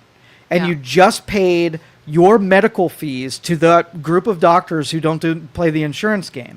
If you're healthy, right, you will have money left over in that account, right? If you are not healthy, then maybe you change your health decisions so that you become healthier, so your insurance costs. So if you want to devalue things, if you want your insurance premiums to be $35 out of pocket, and you just want to make all of the health decisions that you want to make over there, then you have costs that you are disconnected from. You don't feel the effects of your decisions in the marketplace. Somebody else is, you've outsourced your decisions to other people, and you're hopeful that they're smart enough and have you in mind when spending those dollars and making those decisions. The likelihood is zero that that's what's happening. But from the consumer end, it feels good because you only have to pay $35 and everybody else figures out everything else. I hope they're doing a good job, but they're not doing a good job, and they can't do this forever. Because they give you a statement that says, "Oh, it would have been thousands of dollars. Your portion 35," and you're like, "Oh, great! Yep, you're being manipulated. You're being manipulated. But then when you look at a breakdown and you're like, "Oh, $50 for a Band-Aid. That's ridiculous." But would that be different if it was the sort of everybody pays and if you went to the doctor's office or grocery store and you were given a Band-Aid when you were in there, and on the invoice it said $50, and you're looking at it, would you say something to the doctor who just charged you $50 for a Band-Aid? Yeah. Okay, so yes, because you're involved in the transaction. When the Band-Aid comes through on the invoice, they use the Band-Aid, they charge the insurance company. Two questions. Where on the invoices say Band-Aid equals $50? Does it say that when you get the cost of service from an insurance company? From the insurance company? Oh. No, you never see that the Band-Aid costs $50. Yeah. And even if it did, if the insurance company paid it and you saw it was $50, would you say anything? Probably not. No, because the other person paid. We don't care if it's the other guy, right? We care if we paid for it. And so when you distance the consumer with the $50 Band-Aid, it changes as the consumer line of thinking that if the other guy paid for it, I'll let him pay $50 for a Band-Aid, haha. And when you do that, what happens? Insurance companies know, or a doctor's office will know what insurance companies will pay, and they charge the $50 for it because they can. If you put a limitation, okay, so if you're a consumer and you're like, hey, I want to buy the swimming pool from you, right? Would you as a consumer say, the most I'm willing to pay for the swimming pool is $10,000? What is the chances of the swimming pool, the estimate for the swimming pool being $9,999.99? Probably pretty high. So you wouldn't give you your upside limitations, because if you're not dealing with someone, you'd be uber surprised if it came out to be $5,000. You'd be like, I have a lot of respect for you. You could have taken me right up to my limits and charged me every penny you could. You didn't. You're a good person. Yeah. But in the insurance field, how many times do doctors charge up to the limitation on everything that an insurance company would be willing to pay? Are they a bad person because they're doing that? Or are they getting away with it because they then have tons of liabilities that they have to offload off to somebody else? So everybody is spending everybody else's money, and they're not being responsible with it. And so they're inefficient, making bad decisions and making it cost too much. It's the same freaking cycle. I have experienced working in an office once where it was like, I saw the people whose insurance companies were really good at paying out and easy to work with get more. Why would you not? Every consumer would do that. You don't want the guy that's making that decision. Like, if 99% of the doctors are billing out the cap on a service, like, why are you as the one doctor who's like, no, I'm going to be at a disadvantage. I'm going to just put the value into the marketplace, because there's no reward for putting the good value out in the marketplace. Yeah. Your competition's always billing it on 99% of the top rate. You're making less money, and you're not getting an award for it. They're not throwing confetti. I'd file a grievance against you for effing up the averages for billing less than it's taking. So if you want to talk about greed and all the vices that go into this, everybody's doing the wrong thing. The doctors are doing the wrong thing. The insurance companies are doing the wrong thing. Consumers are doing the wrong thing, and politicians are doing the wrong thing. So we have a dumb system that is only going to get worse because everybody's acting stupidly. I don't know how I can articulate it any better. I mean, I'll ask this again. I do it all the time. Yeah. When does your campaign start? Never. Never. Zero chance. Come on, Joe. Save us all. Do you really think that what we're talking about now... Oh, okay, so if I go to let's just say I do a podcast on a liberal network, and this is what we talk about. Do you really think that it's going to be a compromise of ideas where we're going to just say, oh, here's your angle and here's my take? Tell me where I'm wrong on any of this stuff, any inaccuracy in anything that I've said, and I'll listen to you. But if it's like, corporations is evil, or workers. Yeah. If it weren't for workers, then the company wouldn't have any money anyway. They just weren't so greedy. They're just greedy, and this big greed is taking over everything. And these power talk to me people. math, and doing a thing will solve a problem. So one of the Bernie Sanders hits was on global warming, and I don't consider Joe Rogan being a global warming as a hoax person, but he threw something very simple. So I'm going to ask you, and I'm going to say, I want you to give me a reasonable deal, right? Okay. Global warming is happening, debatable, right? Debatable. And it is caused by human beings, also debatable. Cool. Right. Let's just say that it is, okay? Mm-hmm. If you made a spreadsheet of who's contributing to global warming, if the United States is an 8% contributor to carbon dioxide releasing in the atmosphere, and China was 51% of releasing carbon dioxide into the atmosphere. So you're a politician, and you can make things happen. Are you going to sacrifice the prosperity of the people in the United States to make our 8% into 7%? Or are you going to acknowledge that China's not going to do anything we ask? We have absolutely no controls over them. They're going to keep polluting. And let's not attack people here in the United States. If there's anything we can do, let's try to convince China to use less than 51%. Yeah. Make them 45% at the cost of no one. That's a China problem. There you go. That would be reasonable. Bernie Sanders didn't say that. Oh, God. He still thinks it's important for the United States to make a bigger impact, right? Spend more money and make a bigger investment into green energy in the United States for single-digit percentage, when the biggest contributors are people that we have can make no effect. Is that a reasonable sacrifice that you would make as a human being so that you could say you could do it even if it makes no impact in anything? Unreasonable. Unreasonable. Just like with the business. Well, let's impact this, even though it's not going to help the problem to begin with. It's an emotional appeal that has no spreadsheet data that could say what you're about to do is you're going to take a cost on, right? And 0% chance you're going to make anything different or better. That's dumb. That's freaking stupid. Very dumb. Joseph, by the way, says he would vote for you twice. Oh, thank you, Joseph. I appreciate it. And even my detractors, even people who I disagree with on most things politics, they know that I'm reasonable objective enough to know that most of this stuff has common ground, middle of the road, agreements where I'm willing to make concessions. I know 100% capitalistic world, right, has its own set of problems, like 100% socialist world. But if you take the best of both of those worlds and hybrid them together, you have then the planters who know that the harvesters are valuable, and the harvesters and they know the planters are valuable. And you don't pit each other one against one another and know that without you couldn't have me. And the other one says, without me, you couldn't have. Yeah. And again, it's this idea of just the two options, the two parties, the two sides, just like, when do we finally realize that, hey, can we somehow form a hybrid of ideas instead of just all one way or all the other? Can't do it. We can't do it because the two sides are too powerful and they benefit from having two sides. Mm-hmm. And then someone comes in and they're like, hey, let's take a middle ground and you'll give and take a little and you'll give and take a little and won't be perfect, but we'll be better than we are. Nope.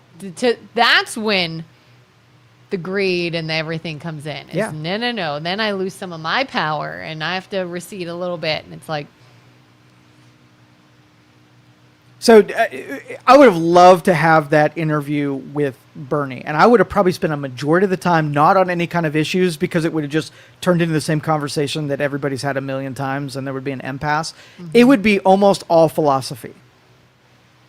And the principles that either feed into everything he thinks or believes that would work out. I would nail him on a couple of the end results, like, well, how do you do this part of it and this part of it and this part? Because I would like Joe Rogan was willing to let him escape the conversation without telling him how you control China's 51% carbon dioxide. I wouldn't have been able to let up. Until you answer that question, I'm not willing to sacrifice my neighbor's prosperity for your magic formula that somehow makes China's pollution go away somehow. So if he said something like, well, you can't change what other people are doing. You can only change your own behaviors. Yeah. What And would you so say? to a point, a balance of what you're willing to do. Let's preserve, make sure that we do clean stuff and we protect as much as we can and get us as low as possible without the sacrifice. So you're going to have the sacrifice of prosperity moving in this direction, and it's going to be the environmental global warming crowd on this direction, and there's going to be a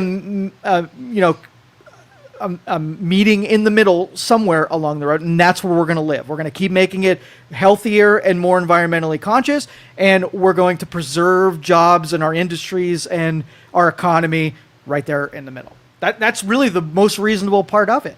And unless you can make a sacrifice that solves the problem, and I can pitch it, like, if we do this, I could guarantee you that this is going to happen. And we're like, cool, I'm holding you to it. Then I make a sacrifice and you deliver me the value of being able to guarantee what you say is going to happen. Cool. But as long as you're never going to state what your guarantee is, I'm not giving you that money. I'm not investing in that. That's a dumb investment.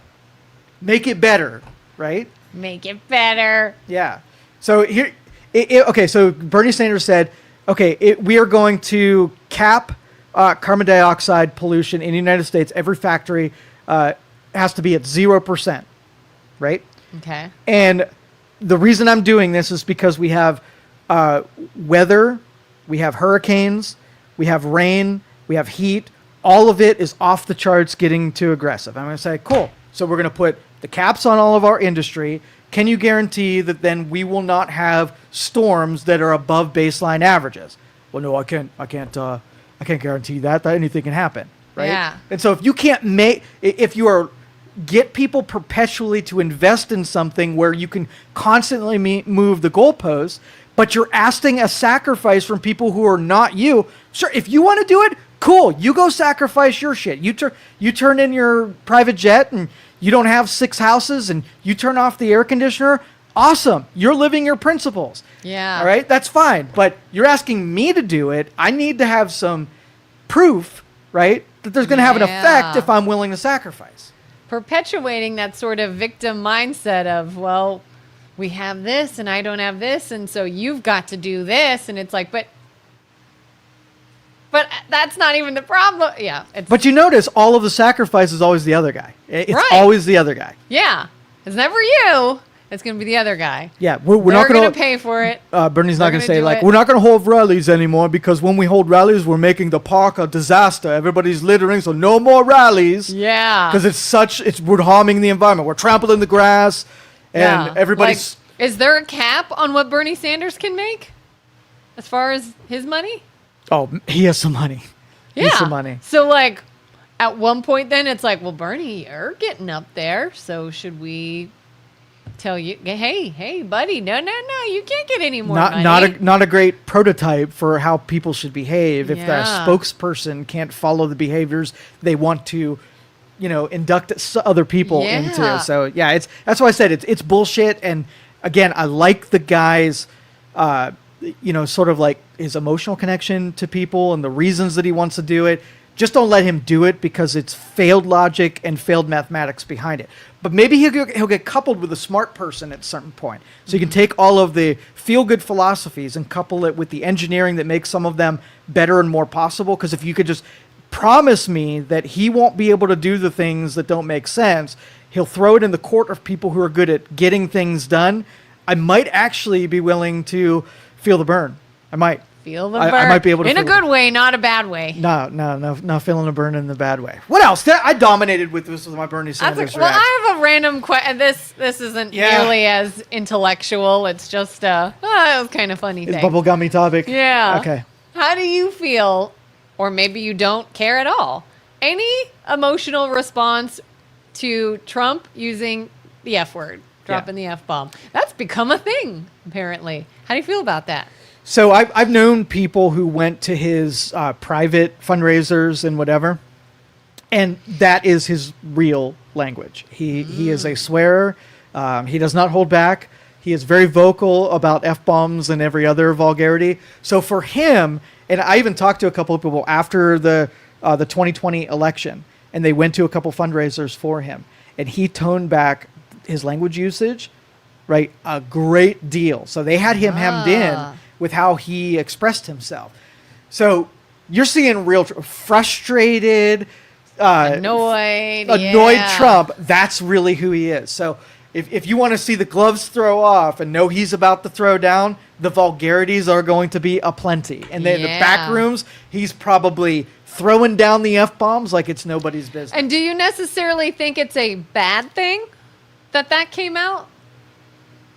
His true color, true F-bomb? If that's who he is, then that's who he is. Yeah, I find it interesting that people are just sort of really into like.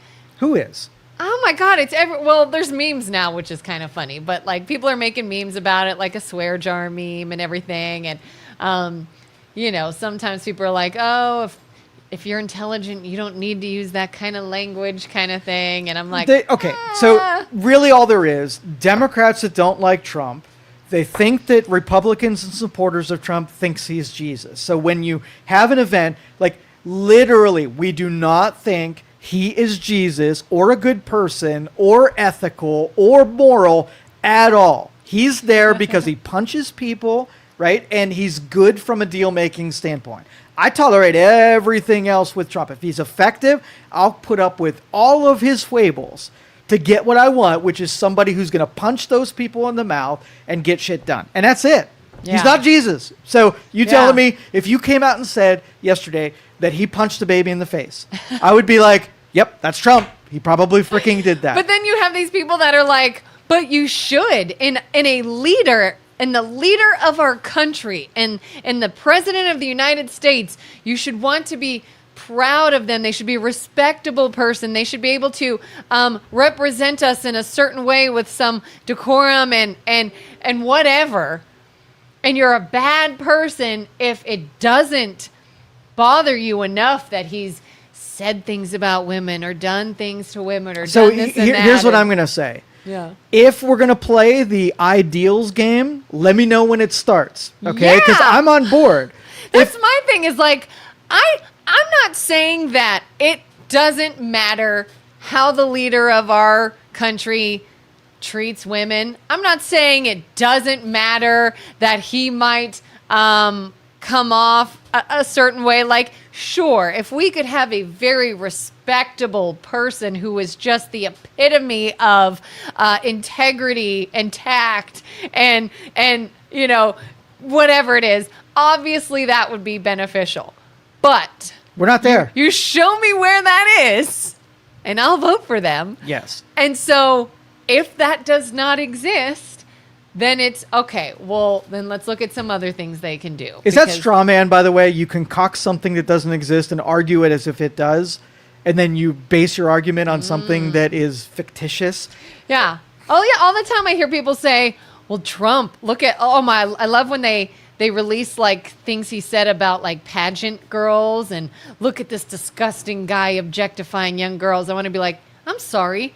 Did you read Biden's daughter's journal entry? Like, didn't Biden's own daughter talk about feeling uncomfortable around him and him trying to shower with her and all this stuff? So I was like, again, show me who the good one is. The challenge is next election cycle, we're only going to hire the purest souls in government.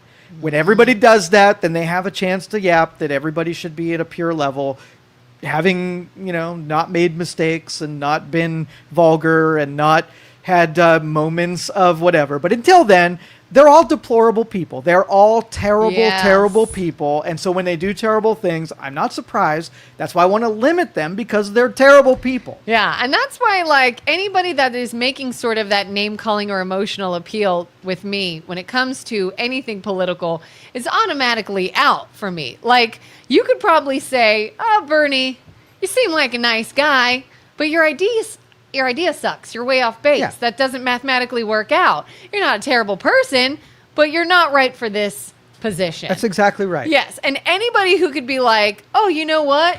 I just don't think Trump's ideas would work out mathematically. Even if they're like, tariffs aren't going to help anyone, and here's why, blah, blah, blah. Fine, I'll listen to that all day. But when it's just the emotional, the name calling, and he said this about a woman, and he uses foul language, and he puffs his chest all the time, I'm like,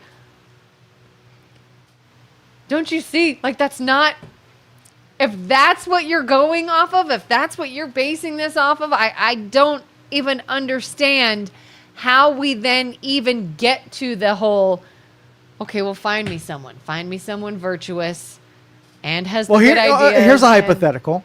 Jesus comes back. Can he get elected in politics at all? No. He would not. So don't talk to me. Don't talk to me about purity standards when I know your system would not be embracing of a pure soul that is Jesus Christ. Okay. Yes. So yeah, nowhere near this conversation. We're nowhere near. I could hear someone being like, "Oh my God, that Jesus guy is so judgmental," and it's like, why don't you just let us do what we want to do? And you have to like judge us all the time and tell us what to do. And what else? That was actually a pretty good topic. Oh, thanks. What else? What else is? We only got a couple more minutes here, but anything the else? F-bomb.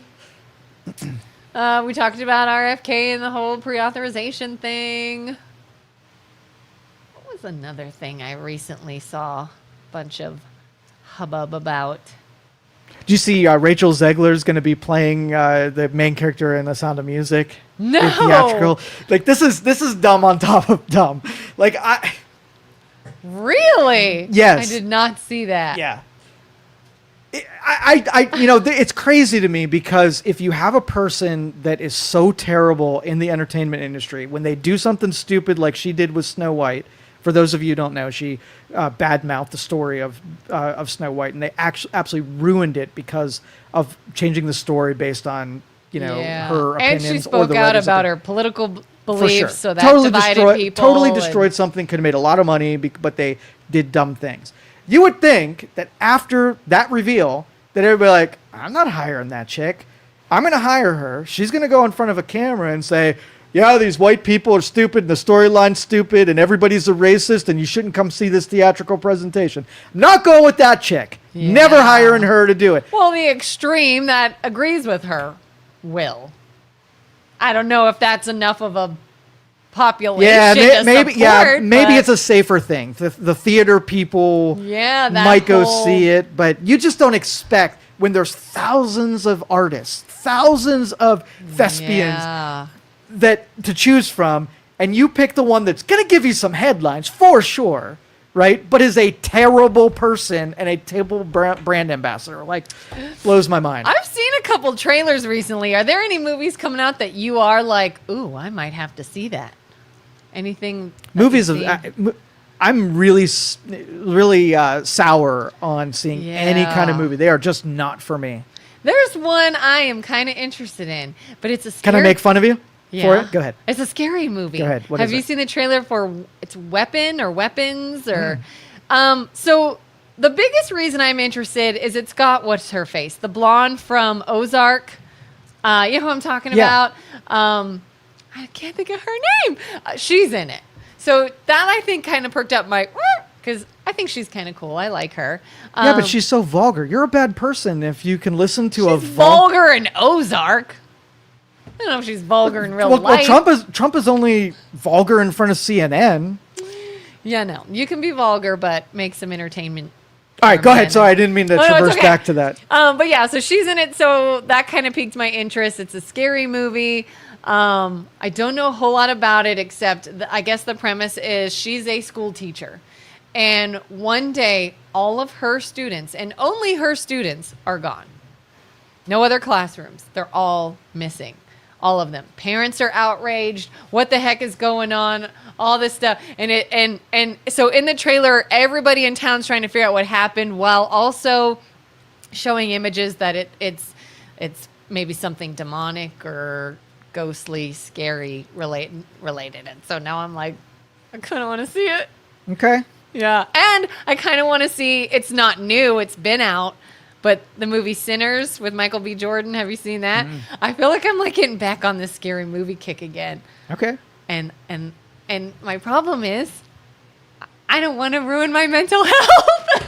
It's like, I'm not going to be able to like have my closet door open anymore and do all this stuff. Like, how does one separate fiction and reality and entertainment and what it's going to do to you? Or would you say, just don't put that stuff is that into your a psyche? difficult pursuit for you, knowing what is real and what is not? Listen, I know in my brain it's not real. Okay. But like, so I was telling my husband the other day, the movie Sinners has been out in theaters and now it's coming to Max streaming. And so we saw it on our little streaming thing. And I said, actually, I kind of want to see that movie. I'm kind of curious how it is. It's about vampires and stuff. And so he's like, well, let me see. And he pulls up the trailer and we watch the trailer. And just the trailer was enough that I'm like, I wish I didn't watch that before bed. Like, my brain knows it's a movie. It is actors. It is not real. This is not real. But in the middle of the night, ultimately, I'm like, I'm gonna have to get up and go to the bathroom. And I hear you. I challenge. hear you say those words, but being that you are picturing and using imaginative forces to create the possibility that you might experience something that you know not to be real. See, like on mine, from my perspective, things are real when I have evidence that they are real. Right? Yeah. I use my imaginative energy to maybe say it's potential to be real, but until it's been presented to me, it's not a real thing. So let's just say I turn on my TV and a ghost crawls out of it and gives me a high five. Now I know that is something that the next time I'm in front of the TV, I'm like, oh, I hope the ghost doesn't crawl out of the TV this time, because it's still just a potential, but there's evidence that it has happened before, right? Yeah. And so, like, if the closet door is open and never has there been, I've gone into the closet a bunch of times, 0 monsters. 0. I've looked under the bed a bunch of times. 0 monsters. What if we just can't see them? Then 0 monsters. So until it actually manifests, it's not real. But you got only one time. If it manifests, you're done. So that's a risk. So make preparations. Okay, so you know it has a low potential of happening. Uh-huh. So the closet door, by you closing it, means that you lower the potential of it happening. Yeah. So whether or not it's real or not, you've increased your potential of surviving the demon spawn from your closet. Because apparently they can't open doors. Right. So when you get in my world, when you get in bed, right, you turn a light on, you take your flashlight and you look under the bed and you sweep to make sure that there is no monsters under the bed. And you turn the light off and you increase the potential that there's not a monster that's resident. No, you don't. Because in every horror movie, people look around with the lights on and you turn the lights off and then they're there. That's like par for the course. You are referencing a fiction as evidence that it could go south. How many times in real life have you turned off the lights, having just swept underneath the closets and under the bed, and a monster presented itself? How many times? 0%. For me. So it hasn't happened yet. When it does, you and I both will take it a little bit more serious. There are things that happen, right, that have evidence of that you can protect yourself. Use all your imaginative energy to kind of get prepared for those things. Not the other ones that haven't happened. Okay? So people can break in your window. That has happened. Oh, God. Right? Now I'm so what you do is you do scared. sweeps of making sure your windows are locked. Yeah, I check and double check my There you go. doors and I set the alarm. Better use of energy than being fearful over stuff that has never happened, when you can do preparation on things that have low probability but still are possible and have happened in the real world. Use up that energy. It still scares me. How many times that you lock your window that you didn't get broken into before your fear level keeps going down? So let's just say your neighbor gets broken into, right? You didn't get broken into, but you know what happens.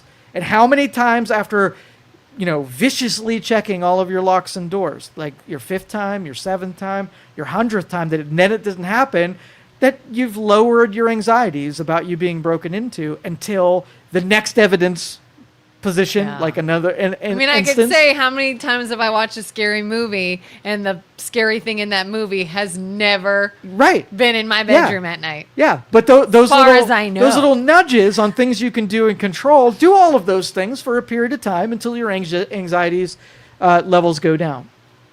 Okay. It's proper planning. Okay. All right, we're out of here for today. She's not going to be here because she's got to feed the medical machine. I do. But I will be here. Like a chump. Yep. All right, see you. Have a good day, everyone. Next time. Thank you for listening to this show on Youngstown Studio. This is original Youngstown content. Feel free to share our videos and tell your friends about us. Don't forget to subscribe to our YouTube channel.